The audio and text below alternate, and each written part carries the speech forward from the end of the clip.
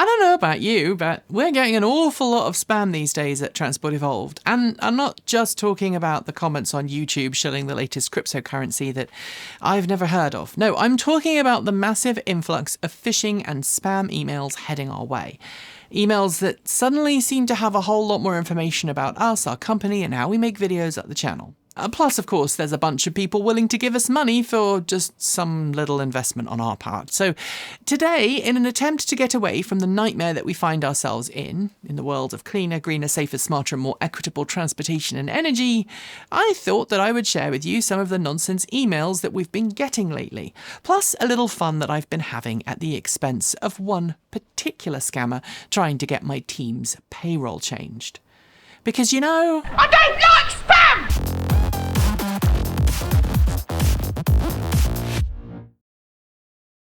I'm not going to lie, between the actual factual death threats and the unhinged comments we get on a weekly basis, I have been seeing my email inbox strain under the weight of more and more companies looking to scam us out of money. Yes, this is going to be a different type of video to our usual EV content, and it's not scammer payback by any stretch of the imagination. But I hope it's entertaining, it is relevant to the EV industry, and it should help you keep your eyes and ears open for some of the random and truly bizarre ways that people are trying to scam Transport Evolved. Before I get too heavily into the EV-specific scams, there have been many, let's try and speed run through some of the really weird things I've recently learned.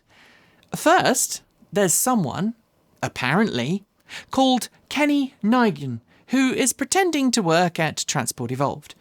I don't know who he is, when he joined the company, or why, or indeed how he survives, because I run payroll and I've never seen his name on payroll, but he regularly gets emails from people offering him some truly impressive and really random stuff.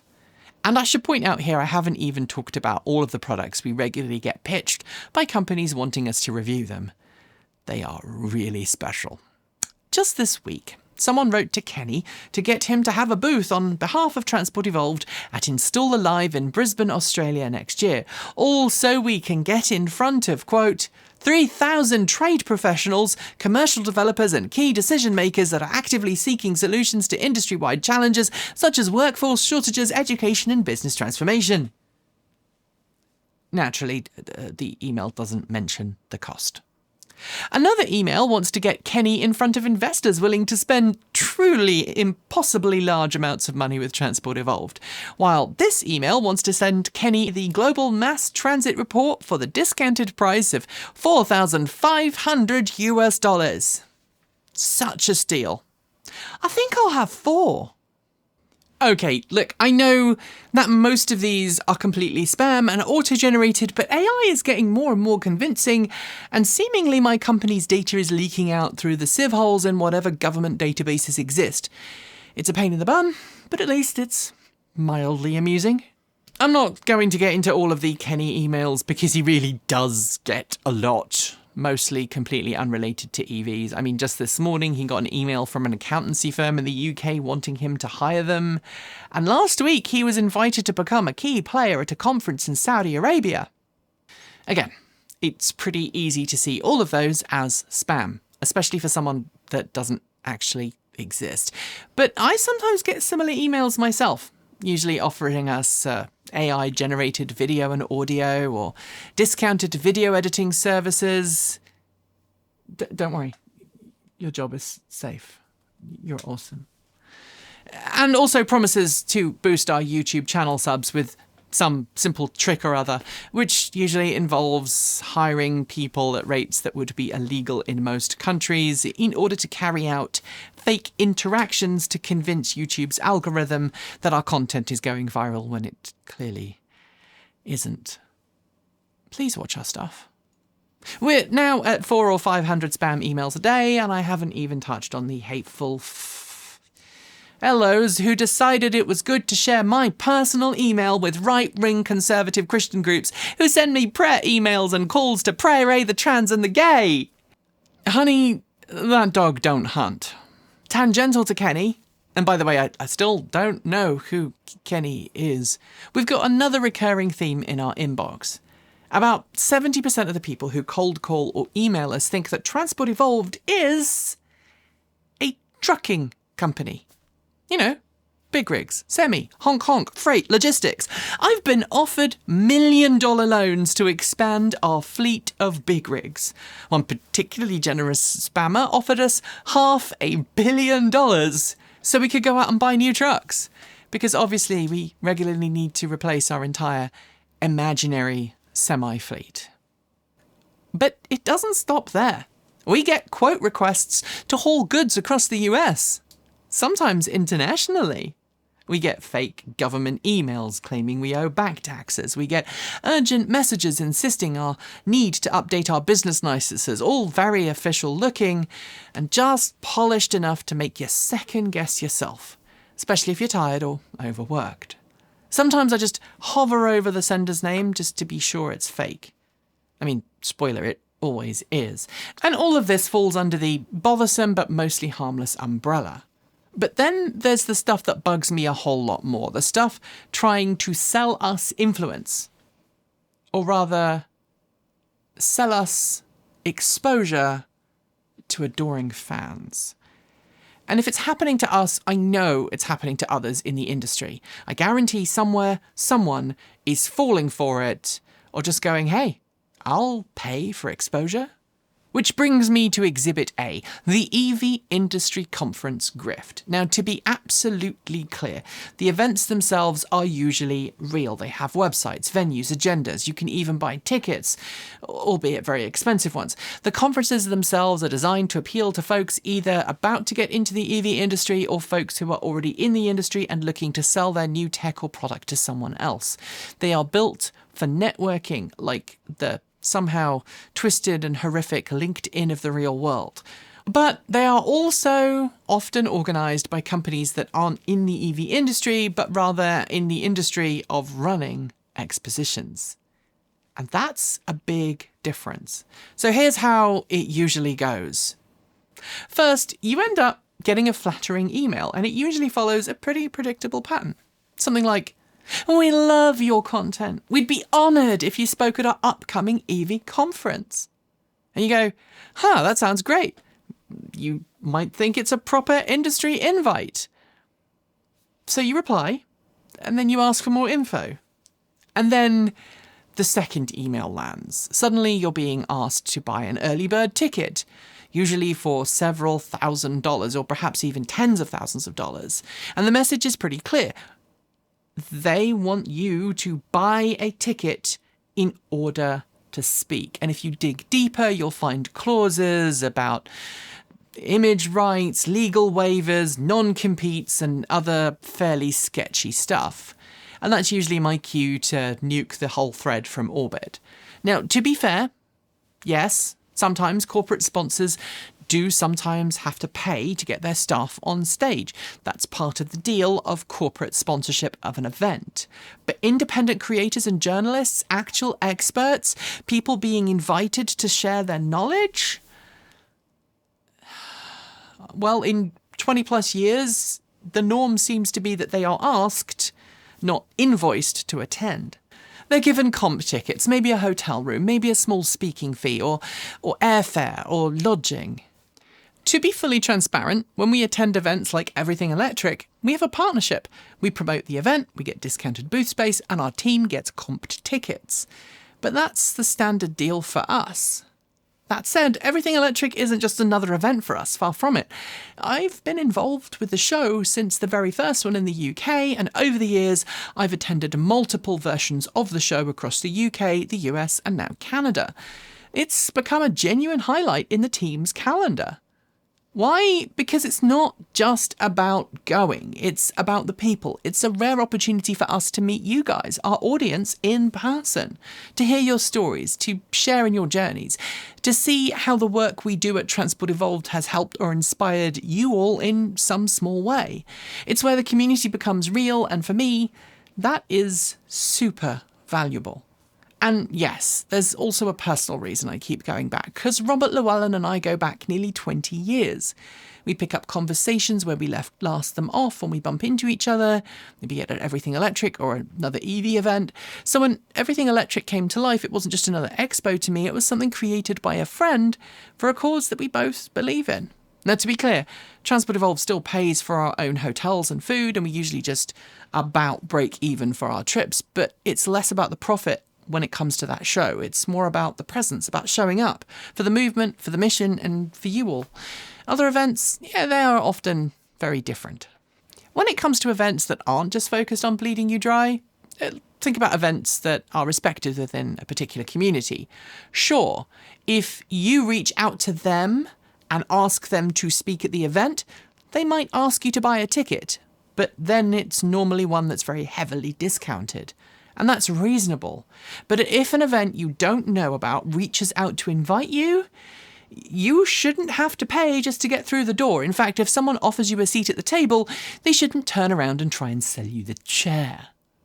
And as someone involved in various fandoms outside of the EV world, I can tell you without a shadow of a doubt, I have been on con stuff for various ones. If you are invited as a guest of honour or a panellist, you will likely be comped a ticket as an absolute bare minimum.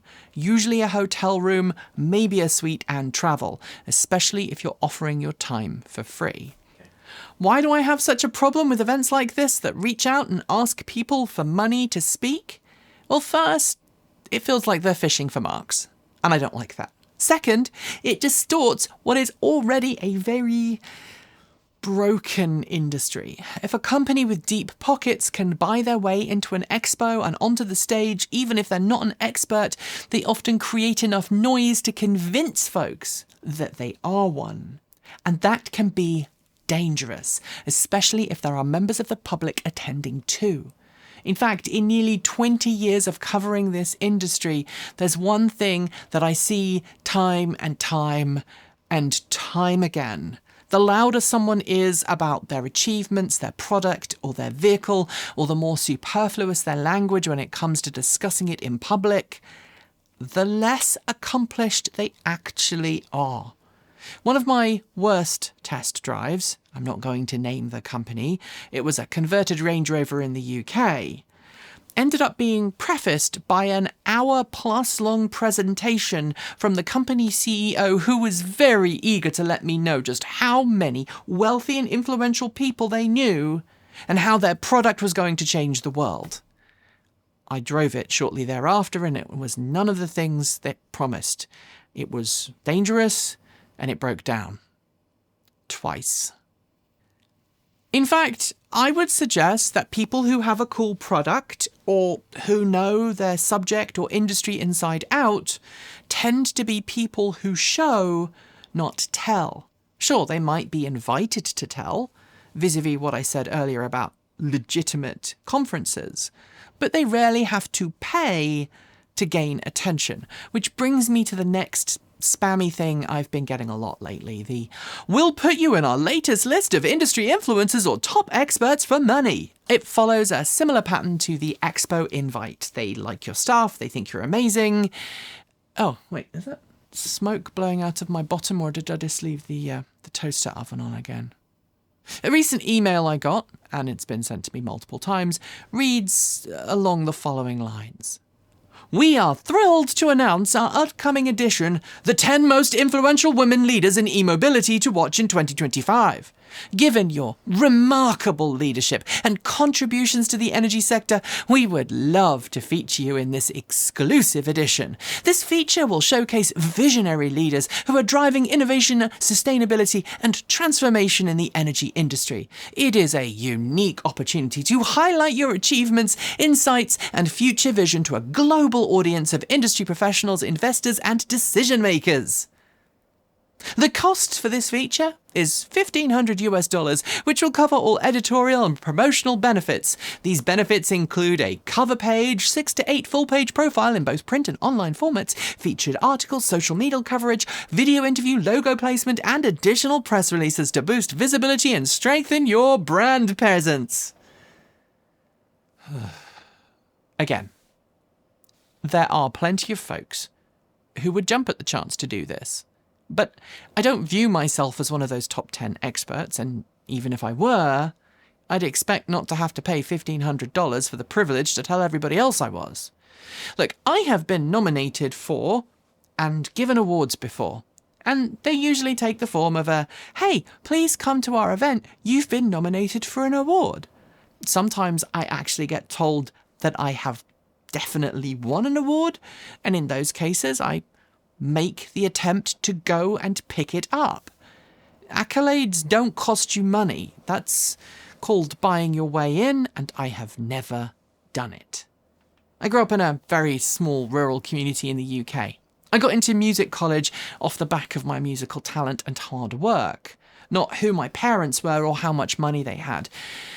That said, I knew that there were folks at my music school, the Guildhall School of Music and Drama in London, who had managed to pay their way in with large donations or private £200 a lesson tutors who got them ready for auditions.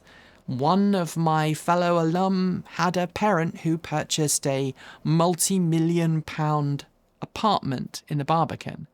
And by the way, that's in 1997 money. And in the same way, Transport Evolved has never paid for influence in the EV world. We're just here doing our thing, trying to be honest and real and keeping it true to our roots. So paying to be called number 1 or top 10 feels so fake. So why am I mentioning it now? Well, because I am seeing a trend towards influencers and paid experts in the industry. I am seeing people who don't know what's happening in the industry pretending that they do. I'm seeing folks accept massive sponsorship deals and pulling punches to get access to cars, and I don't want any of that. Nobody in this team does. But highlighting just how much money is flying around right now and how much scammers are willing to extract money from someone desperate enough for that spotlight, I hope that if you come across someone in the industry saying something about EVs, you'll also check their credentials first. And just to be clear, it doesn't mean that they have to have a background in journalism or are a successful business person. It does mean, does this person actually have the background to know what they're talking about? And to do that, you need to read their posts, examine their history, and make smart choices. But it's not just the EV industry either. Right now, the US government is full of non-experts in roles that would traditionally require years of training and job experience to obtain. I know some watching will like how things are going right now in the US federal government, and that's totally your jam. That's your right to feel that way. But scandal after scandal involving underprepared and unskilled cabinet position occupants simply because they look good on camera is a problem across so many industries, and if we don't like it, we need to be able to call out when we see it happen. But hey, let's finish this video with probably the funniest email chain I've had in quite a while. It started when someone pretending to be me emailed Transport Evolved's payroll department asking for their bank details to be changed. Apparently the fake me wanted their pay sent to a new bank account. Now, we've had scammers pretend to be other team members before, but this one was particularly bold. Of course, I knew it wasn't legit right away because there were two very clear signs. First, I don't email myself asking myself to change my payroll details. That's pointless. And second, I don't actually pay myself. Like many small independent media outlets, Transport Evolved has had a rough few months financially. We lost one contract and another came to a natural end. That's meant tightening our belts quite a bit. The team still gets paid, they absolutely deserve to, but I don't take a salary, not until Patreon goes a bit more. Luckily, my wife, though, has a job that just about covers our expenses, which means I've not been paying myself from TE for quite some time. And yes, as a side, there is a link down below if you'd like to change that by joining Patreon. So, back to this email. I was having a rare quiet day and feeling just a bit mischievous, I decided to have a little fun. I responded to the spammer as HR. More specifically as Queenie. For those who don't know, Queenie Octavia Christina Dearheart is my alter ego.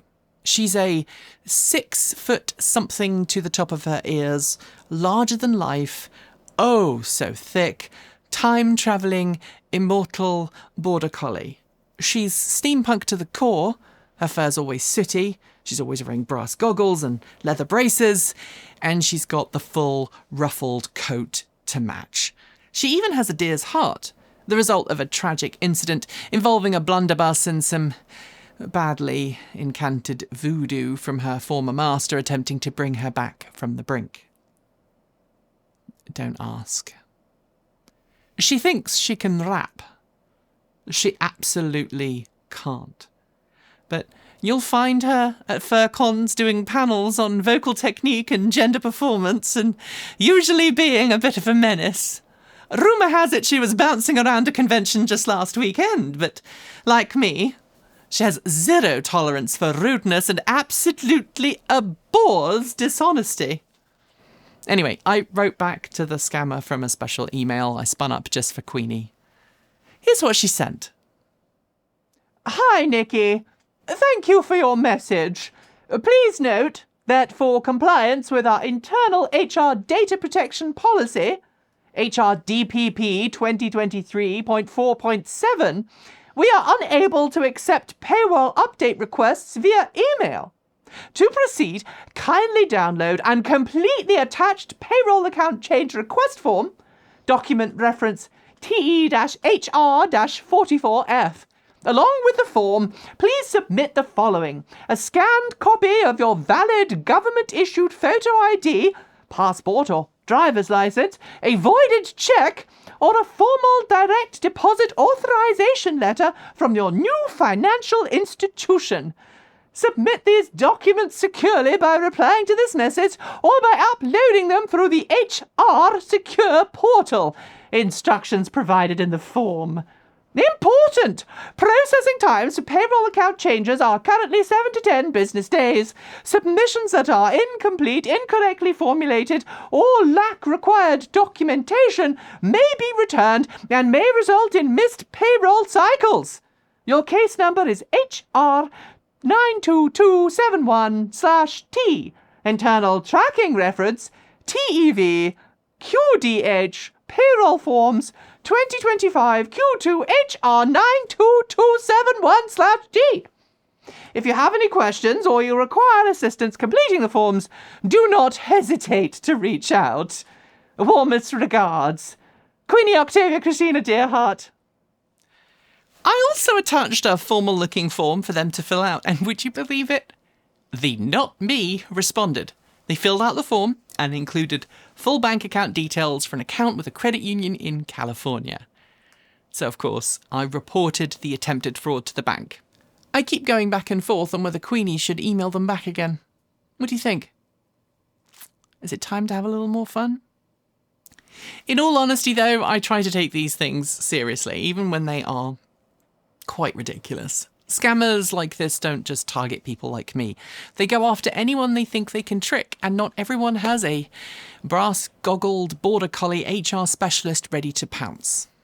But I'm telling you this for a reason, and this is where we end on a more serious note. Lately, I've been hearing from folks who've received fake EV emails, supposedly from automakers or dealerships, trying to get them to log back into their online accounts or confirm access to their car.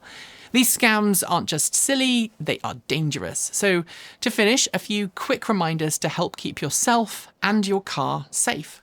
First, be cautious when clicking on links in emails. Even if it looks legit, take a moment to check it is. Most email clients will let you inspect the raw source or HTML of the message, so you can check if it was really sent from the domain it claims to be from and see where a link actually leads before you click it. Sometimes it might just go to an intermediary tracking portal. Second, if you ever get an email saying, click here to reset your password, and you didn't actually request a password reset, do not click. Go directly to your company's website, log in normally, and if it works, change your password immediately to something strong and unique, because that email might be a sign that someone is trying to compromise your account. Third, always, and I do mean always, use two-factor authentication paired with a strong, unique password for every important account. This is especially true for your EV telematics. Don't reuse passwords, don't make them guessable, and fourth, Be wary of third-party services asking for full access to your EV login credentials. If you must use a third-party service, maybe for battery health, mileage tracking, or whatever, you should create a separate limited account that you can use with that service. That way, you're not handing over full owner-level control of your car to someone you've never met. Finally, if your EV is connected to your home Wi-Fi network, make sure that that network is properly firewalled and that you're using a strong, hard-to-guess Wi-Fi password. Because even if your car calling home isn't a problem by itself, if it's on a shared network with the rest of your smart home gear, a single vulnerable device can be a doorway for hackers. Yeah, I know. Some of this strays beyond email spam, but after a long week or month or a year of truly questionable nonsense showing up in our company inboxes, and with EV news being a bit pants lately, thanks in no small part to the return of the Mango Mussolini, his right-stripping Congress, and band of merry yes-men, not to mention the tech bro regressives, I figured a little Queenie-flavoured absurdity paired with a few actually useful tips might hit the spot. And hey, if you ever do get an email from Queenie, you've seriously messed up. Best get the gin and the biscuits. For her, obviously, not you. Thanks for joining us today, and if you've got thoughts, make sure you leave them in our Discord chat room, on our Patreon page down below, or you can reach out to us on Mastodon or Blue Sky. Thanks to the amazing list of people scrolling by on your screen right now. They're part of the massive community of supporters who make this channel possible, helping us through Patreon and YouTube, covering our bills, paying our team, and helping us to remain 100% independent. If you'd like to join them and see your name listed here, just follow the links below. We've got options available across a wide range of different price points, starting from $1.50 US a month. A massive welcome to our newest supporters: Roshilu, Lynn, Mogren, Yalafli, Abigail, Jason Hellman, Mike, Rastas, Jay, Jim Boyer, Treeboil, Steffel HB, Calvin Clean, Albedardo Conessa, John Snyder, Scott Matheson, Mia Hartman, Philip Paul, Randolph Lee, Simon Cotell, Stephen Meadows, BGB Thauben, Kristen Ramison, James Holyroad, Robin Holston, MK Duffer, S.A. Gimpson, Chip Chandler, Jeff Harrop, Nye Mister, Robert Bettencourt, Jason Broder, Byron Newton, and Mark. To join the list and get your shout out, become a paid Patreon member for your moment of fame, and you can even gift membership to someone else. If you'd like to support us with a one-off donation, you'll also find links below to make Ko-fi and Bitcoin donations, and we even have an old-fashioned PO box you can reach us at for the time being, address listed below. You'll also find links to our swag store, and if you are someone who has to shop on Amazon, please consider using our affiliate link so we get the commission, not Jeff Bezos. So we can continue to focus on making our content even better and reduce burnout. We're a little freer with our release days this year, but plan on dropping new content every Tuesday, Thursday, and Saturday on the main channel, plus something on Sunday over on Transport Evolved Take 2. If you want more, the algorithm that hates us thinks you should be watching this video, but this one is one we think you should check out. Be awesome, be kind, be intentional, and don't forget to resist. Keep evolving.